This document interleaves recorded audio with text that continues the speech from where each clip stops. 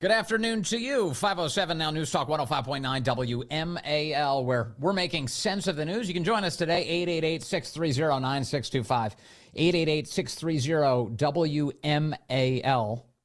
And if you happen to miss anything on the program, check out the podcast. A lot of good feedback for our conversation yesterday with London Roberts.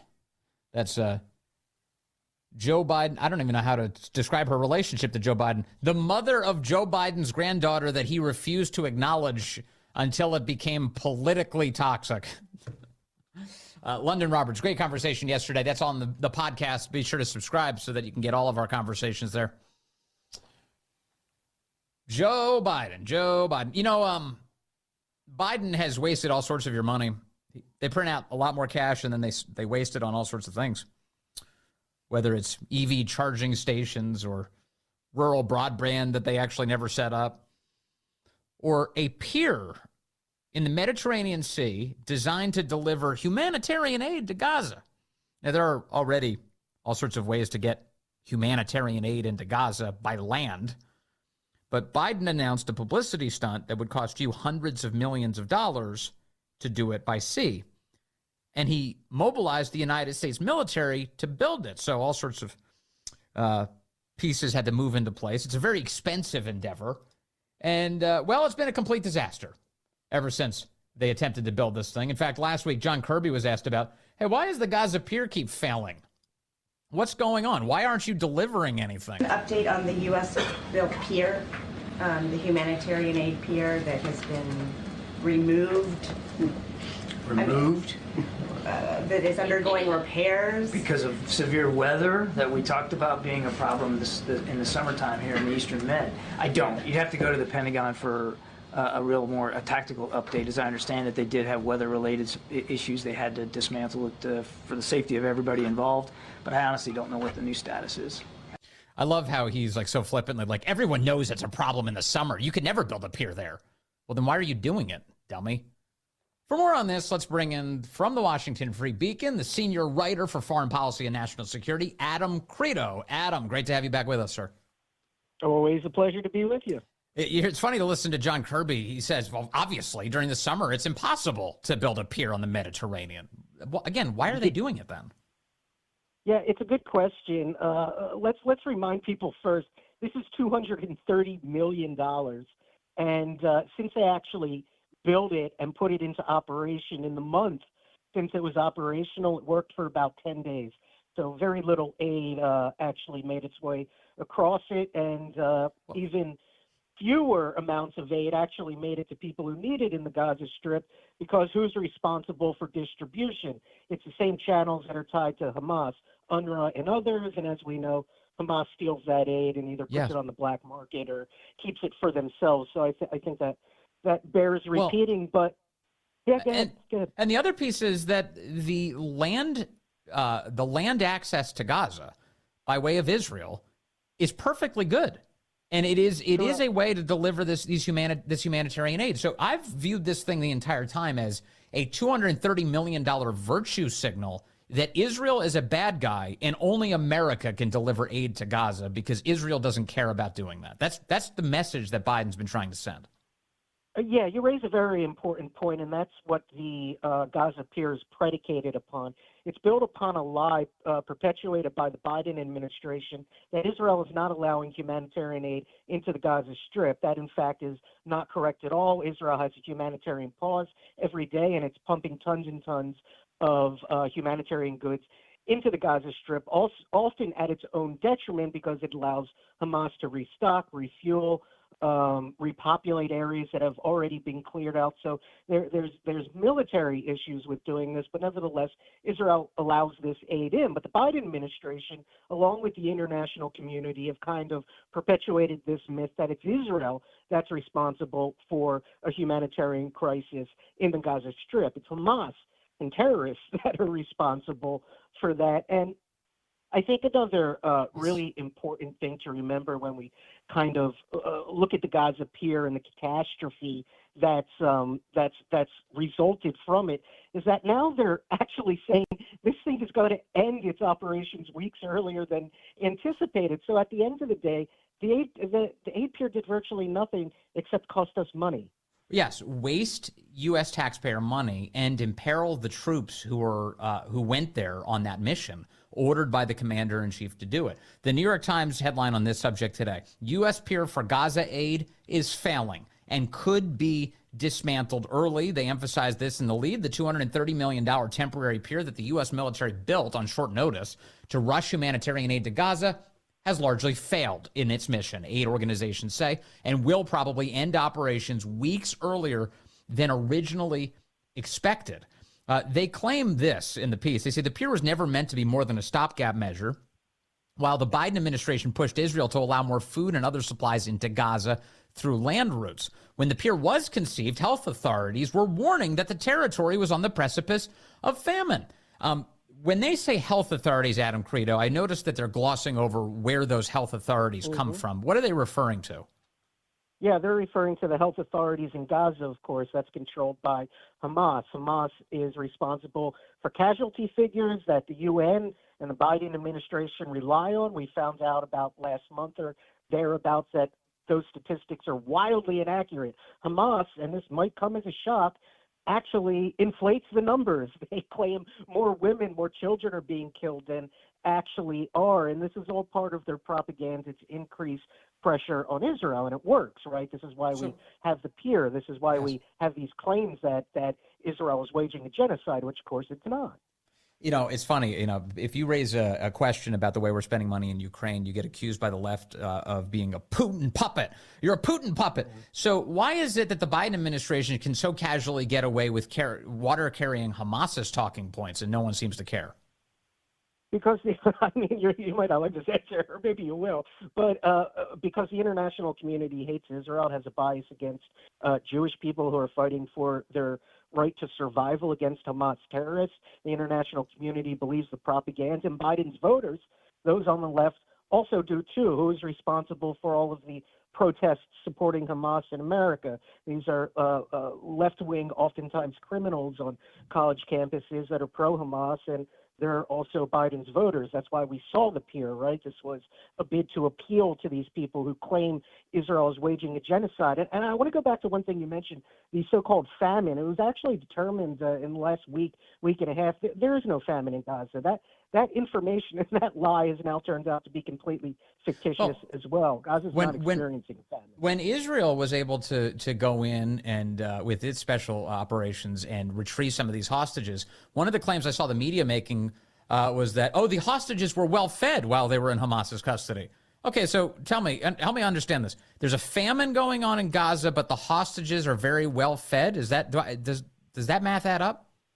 No, of course not. It makes absolutely no sense. And not to mention that when these hostages were looked at by Israeli doctors, they said they were wildly malnourished. They were underweight. They were kept inside most of the day, bound often. So these people were not being kept in healthy conditions.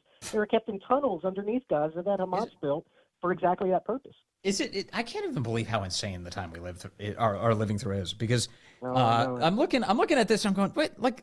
So the Biden administration and their allies in the media and certainly in the international community, they keep sucking up to Iran. Iran is spending untold sums of money on acts of terror, funding organizations like Hamas and Hezbollah, leading terror attacks against not only Israelis, but Americans, certainly Americans among the hostages dragged into Gaza. And we are being told that all the time that, well, no, actually, the Hamas run Gaza. They're the victims here, and Israel's the villain. It's insanity, Adam. Do you ever wonder how did we get to this point? I do sometimes, and you're right. It feels like Bizarro World if you're a Superman comic fan. But really, this kind of stuff has been building for decades. I remember 15, 20 years ago, I used to work in Jewish newspapers covering campus. Campus was big. They kept warning about anti-Israel, anti-Semitic fervor that's building. 2 decades later, it's completely borne out by what we've seen in America and rising anti-Semitism here, but also abroad and in Europe. And this is exactly what they were building an army of delusional ideological people who could actually defend Hamas and defend rapists who brutalize civilians. And you can, and so there can be people in America who think that we shouldn't be supporting Israel, that Israel doesn't have any particular right to exist distinct from any other country. You can have that view, but Iran, the idea that you empower Iran and that you power the terror regime broadly, that has an impact on the United States quite specifically. We just saw, speaking of Palestinian Arabs, we saw a couple of Jordanian nationals attempt to break their way into Quantico a couple weeks ago. And so we have very real threats here at home. And the idea that you would indulge it, you're straight up working for America's enemies at that point. Yeah, and you've also seen the Iranian regime praise the protests here. This feeds into what they want. Every piece of chaos, not just in the Middle East, but something that, like you mentioned, is coming to America now with the arrest of terrorists. This is all Iran. It can all be traced back to Iran. Hamas, Hezbollah in Lebanon, the Houthi rebels in Yemen that are holding up international shipping lanes, and of course jihadi militants in Syria. This all ties back to Iran. And this is the country that, by the way, the Biden administration has granted billions of dollars in sanctions released to, and will not enforce oil sanctions against, giving them another untold billion or so in revenue. Right. And the effect of that is, of course, to empower our adversaries, as you point out. And I'm watching even today as they all are seeming to come much closer together, separate from Iran, but certainly connected in by way of an alliance. I saw today Vladimir Putin just paid a visit to Pyongyang in North Korea. He gifted Kim Jong-un with a limousine, and the two men were in this staged photo op driving a limo together all around Pyongyang in this like super well manicured park that they found. And you can thank Joe Biden for creating these alliances among our adversaries. And it wasn't just a photo op. They signed a defense pact while the two were together. But Russia, China, Iran, this is the growing axis. They're all very open about their relationship. Why do you think Russia is continuing to be able to wage a war in Ukraine? That's with support from China. They're providing all of the technology and infrastructure that Russia needs to, re-up its industrial base. This is kind of stealth happening under the radar with dual-use technology and these kinds of things. The Biden administration has piecemeal sanctions, but all evidence indicates it's not really made much of a difference. And then, of course, you add Iran to the equation, and you have a catastrophe brewing that's even worse than the one we're watching unfold now. Let me finish with a question that I see from a caller. Marty, I'm not going to take your call just because I'm going to ask it directly to Adam Kredo. He wants to know, why is it taking Israel so long to finish Hamas? Adam, what's getting in the way of Israel succeeding here? Yeah, part of that is international pressure. Part of that is the nature of Hamas, all of these tunnels and systems that they have running underneath the country. I've seen some maps of them, and it's truly unbelievable. It's years of weapons flowing from Egypt into Hamas, so it's not just fighting militants and the actual operatives, but it's seizing the weapons that have been flowing in for years.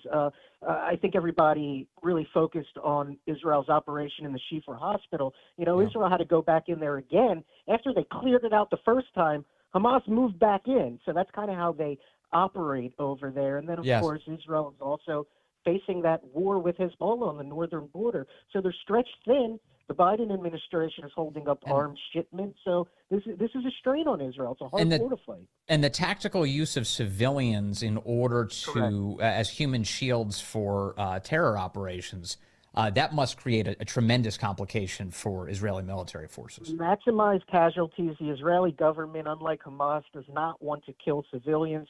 They do everything they can to avoid it, warning people in advance, moving people out of areas. This has actually allowed Hamas operatives to flee those areas and mingle in with the civilian population. It helps save Hamas. This is the price that Israel is willing to pay to protect civilians in Gaza, while Hamas is flying to put them in harm's way. In fact, it's their operating plan. That was revealed in the Wall Street Journal that Sinwar, Hamas's leader, said we can sacrifice everyone in Gaza. We don't care as long as it hurts Israel. Because they believe and they have some confidence because there's the evidence for it. They're winning the PR war among the globalist media. 100%. Yeah. All right. Adam Kredo, thank you very much from the Washington Free Beacon. Always appreciate your time, sir. All right, coming up on the program, we're going to talk a little bit more about all the ways in which the Biden administration can't seem to do anything right, including their own agenda. Got details on that. Also, I really want to share with you, I can't believe I'm saying this, but this is some audio for you. Former Congressman crying Adam Kinzinger. He's on CNN this week, and he had this to say. Take a listen.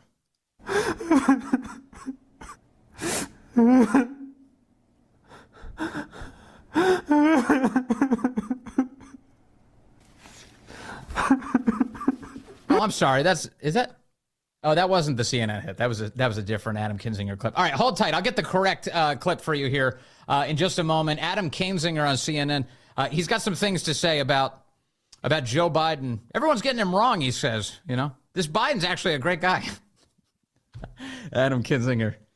He's always good for a laugh or a cry. It's coming up on the Vince Coglianese Show. Stay with us. And, hey, that podcast I told you about, still available for a limited time. Get the Vince Coglianese Show podcast wherever podcasts are sold. Stay with us. Good afternoon to you. 5:35 here, News Talk, 105.9 WMAL, where we're making sense of the news. You can join us, 888-630-9625, 888-630-WMAL. As promised, crying Adam Kinzinger on CNN this week, defending Joe Biden, because what else would he do?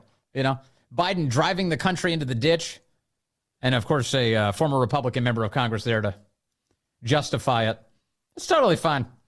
Biden's totally fine. He's of sound mind. Right now, you know, Joe Biden looks a lot more low energy than Donald Trump, and that's Donald Trump's advantage. But these videos, I mean, they're blatant lies. And it used to be, Jim, back in the day, it would be kind of the dark corners of the internet. He's talking to Jim Acosta, obviously. These videos are blatant lies, he says. Videos unedited, uncut, just videos of Joe Biden wandering away or staring into nothing or freezing up entirely or very slowly putting his sunglasses on, just being old and demented. You have Adam Kinzinger going, these are lies. Your eyes are lying to you. Corners of the internet that would put out these fake videos, and then responsible people like members of Congress and the Senate or the RNC would say, no, we're not going to do that. Responsible people. So you're not responsible. You're the unwashed masses. Members of Congress are responsible, says Kinzinger. The Congress and the Senate or the RNC would say, no, we're not going to do that. They're the ones pushing this now. This whole Joe Biden wandering at Normandy, all you had to do was pan out and see that he was talking. He's doing exactly what I would have done as a military guy, which is go over and talk to them and not the other state leaders. You know, him at the fundraiser, if you actually zoom in on his face, he's very mobile. He's motioning. He's smiling at people. He's not frozen. What a scam. What a complete scam. This guy's lying. Talk about a cheap fake. But we're going to see this for the next 5 months. So people just guard yourself when you see those videos. Wait to make a judgment until you see the full video in context. A crying con artist, Adam Kinzinger, on television, insisting that Joe Biden is totally fine. He's not alone. The press has been doing this like crazy. The Media Research Center, so helpfully as they often do, has put together this clip of all of these people in the media letting Democrats write the news for them. There's a narrative that Joe Biden is an old man, of course, and I'm not disputing that he's not 81 years old, but we are going to separate the fact from the fiction, because there are a lot of videos going around about President Biden on social media. These videos, I mean, they're blatant lies. They are lying to their audience. Making up and distorting things about the current president. Trying to get people to believe visuals that aren't real. The videos are oftentimes made up. Deceptively edited videos known as cheap fakes. A cheap fake. At least that's what the White House calls this viral video of President Biden. The White House says there's a cheap fake problem. Cheap fakes. Cheap fakes. Cheap fakes. Videos of real events that are intentionally manipulated. We're hearing about so-called cheap fakes. Cheap fakes. Cheap fakes. Cheap fakes. Cheap fakes. Distorted, out of context videos, chopped up in certain ways, constructed in certain ways. Look at him. Look at Biden. It is not true. He was fine. You know, what was the name of the CIA operation to get major media organizations to carry propaganda for them? Do you know that? You know the name of that? Operation Mockingbird. Operation Mockingbird. In order to get the American news media to advance the CIA's propaganda. Do you hear that? I don't know about you, but for a moment there, as they were all repeating cheap, cheap, I thought, hey, it's Operation Mockingbird. They're doing it again. A cheap fake. At least that's what the White House calls this viral video of President Biden. The White House says there's a cheap fake problem. Cheap fakes. Cheap fakes. Cheap fakes, videos of real events that are intentionally manipulated. We're hearing about so-called cheap fakes. Cheap fakes. Cheap fakes. Cheap fakes. Cheap fakes. Distorted, out of context videos, chopped up in certain ways, constructed in certain ways. Look at him. Look at Biden. It is Distorted in certain ways, constructed in certain ways. He's literally saying nothing. It's not true. He was fine, but they are creating this narrative. The technology is just going to get more and more efficient at making these videos look more and more real when they're really not. What is he even talking about? The technology, it's just a cut. It's just literally, it's a chunk of video that actually occurred. There was no technology other than, the video camera. That's a technology, I guess. They delivered the actual contents. Yeah, so there you go. Thank you to the Media Research Center, as always, for their excellent work on this subject. Boy, they are brazen. They are brazen. They're just like, yeah, that's fine. We'll just advance the lie. Oh, the White House said it? Okay, we'll say it too. We'll say it too. And in the case of the White House, writing the talking points here, the cheap fakes thing, I mentioned earlier in the program, Tom Elliott over at Grabian pulled the data on this subject, and he said just in the last 3 days alone, the corporate press has spent 49 hours repeating the White House's cheap fakes talking point. 49 hours of television time doing that. So this is, this is once again the latest round of gaslighting from the American news media, the latest round of deception, all designed not to inform, but to induce votes for Biden. To interfere, not to inform, but to interfere in the election. No shame, no sense of shame whatsoever. I don't know how these people sleep at night. Let me take Sonia in Silver Spring, line 2. Sonia, good afternoon, ma'am. You are on the Vince Coglianese Show.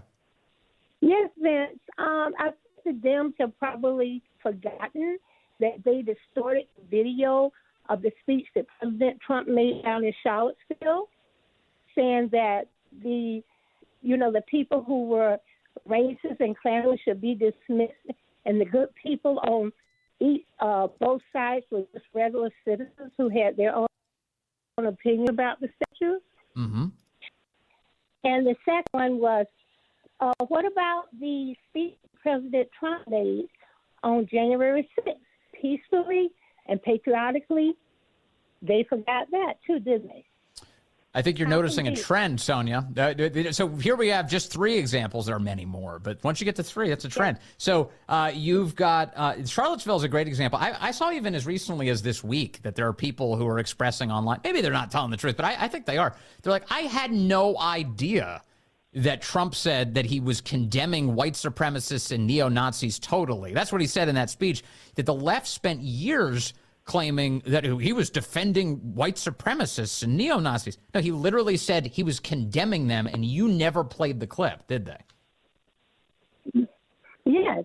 And just even more recently, when he made the speech about the auto industry trying to go electric, and he said there would be a bloodbath. Anybody who was looking at, watching this speech clearly knew what President Trump was referring to. Oh, Sonia. But of course, they're cherry picking. Sonia, you've got something that so many Americans should have, a memory. This is great. That is really good. I forgot about bloodbath. Yeah, bloodbath is another example. Oh, he's calling for violence.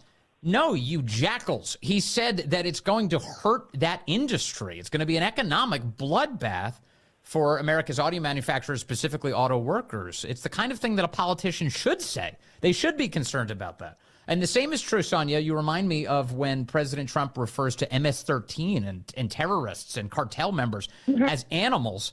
And then people like Nancy Pelosi and all of her servants in the media turn around and say that Trump is calling people who have different skin colors animals. It's disgraceful, honestly. It is. It's very disgraceful.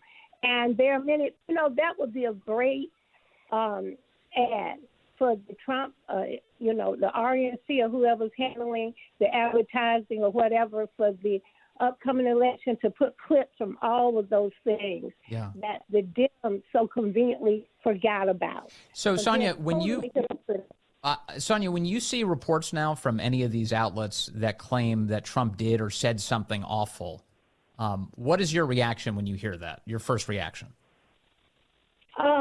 Well, as Chris Plant would say, they lie about everything. Yeah. So that's the first thing that comes to my mind. Well, another Chris Plantism that is totally true. Yes. Plantisms are truisms. That's no question about that. Sonia, thank you very much. I really appreciate your call. You're welcome, Vince. Thanks for having me on. Sonia, it's a big deal. I'm not joking about that. Try and keep a memory of things. Try and remember what happened.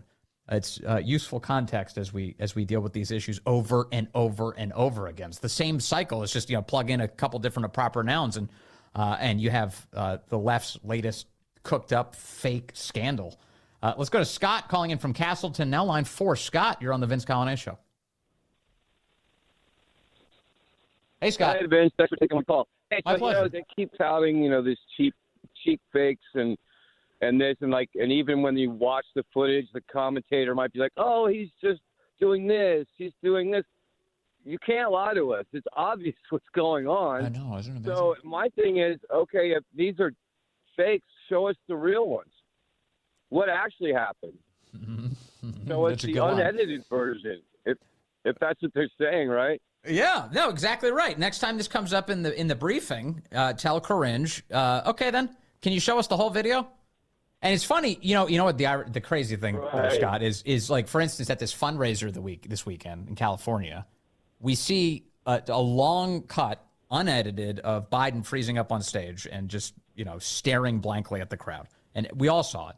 And so what ends up happening is the Biden campaign and then all of their little loyal supporters in the media, they sent out an edited video that included a bunch of different camera angles. It was almost like an award show. They were cutting to the crowd and then back to Biden and then to Obama. And they show you this video package of all of these jumps between all of the different cameras. They switch between the cameras and then they say, that's the real video.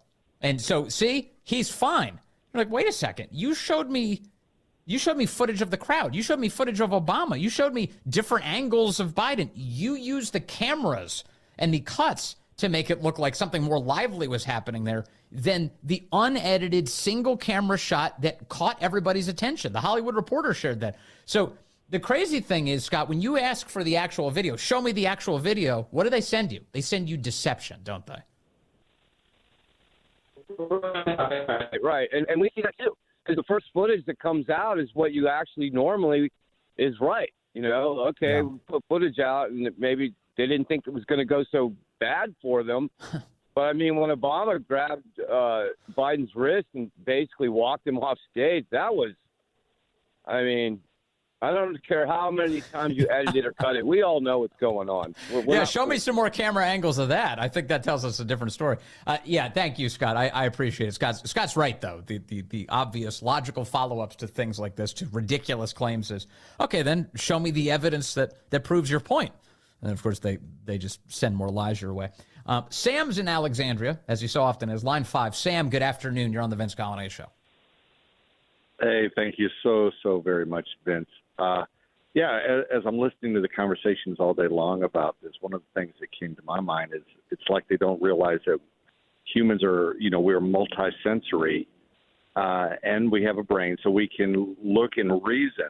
And I think about, okay, let's assume that you're right. Yeah. That we're taking videos out of context.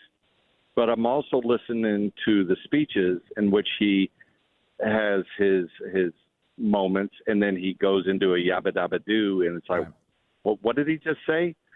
And then on top of it all, we sadly have seen in each of our own personal lives, people that walk around the stiff hands, the stiff gait, the pauses and the stares, and it's like, just be honest about it. And it's but something. Sam, what you just said, I think is totally right. But here's the thing. You mentioned that it's almost like they forget that we have all these senses that can perceive these things. I do think it's worse than that. I think that they really have a God complex to the point that they think they can alter reality itself. And what I mean by that, I think you're right. What I mean by that is that they have outright told you that men can be women. They've told you that biology is really not a real category. They tell you on a frequent basis that if you only give them more power, they can control the weather. They tell you that you need to drive a vehicle that doesn't go quite as far as your internal combustion engine and may not even be available to be charged. They tell you these things on a routine basis. They tell you to okay crime so long as it serves the correct political purposes. They tell you that people who stand up for the country are criminals. They tell you that it's okay to go after Biden's political opponents and imprison him. They tell you it's okay to remove him from ballots. They tell you it's okay to take RFK off of ballots. They tell you it's okay to arrange loaded debates in order to advantage Biden. They tell you to, on a constant basis, to ignore reality, and they will reconstruct it before your very eyes. So I agree with you. I think smart thinking people, to the extent that they can hold on to their reason and think clearly, will use their senses and detect the lies. But boy, they're working overtime to change the way you think about all of these things, aren't they? Oh, they absolutely are. One last point that just came to mind earlier today is as I heard about that, that the candidates will be seated at the debate. I so hope that the former president, with his vim and vigor, decides, I think I can stand up the entire time, and compare. And it's a compare and contrast to his opponent that is sitting there fumbling around or doing whatever he does, and a vigorous, healthy, well-minded opponent. I think that would just speak volumes, because he does it, as we've said, on every campaign stop. He stands there for a couple hours and delivers. Imagine. Well, it'll be interesting. That part will be interesting. So just to be clear on it, CNN, as of this moment, they claim both Biden and Trump are standing at these lecterns. Oh, okay. So we will see. There was some claim earlier this week that Biden's camp was pushing for him to be seated. They wanted to change the rules, but then a bunch of people, including Biden and CNN, Biden's campaign and CNN, came out and claimed, no, that's not what we're doing. We're standing. We'll see. We'll see what actually happens. But to your point, for 90 minutes, these two are expected to stand. I know Trump's got the endurance. Biden? We'll see. Absolutely. We'll see. That may be one element that's not built to Biden's advantage. Sam, thank you very much. I appreciate the call, as always. Thank you, sir. Speaking of Kamala Harris, the White House this week put out a video of her meeting with the cast of Queer Eye for the Straight Guy because, America's not on fire or anything. So a bunch of dudes in dresses showed up to the White House, and then they pretend like they just knocked on the door to get in. Speaking of fake videos.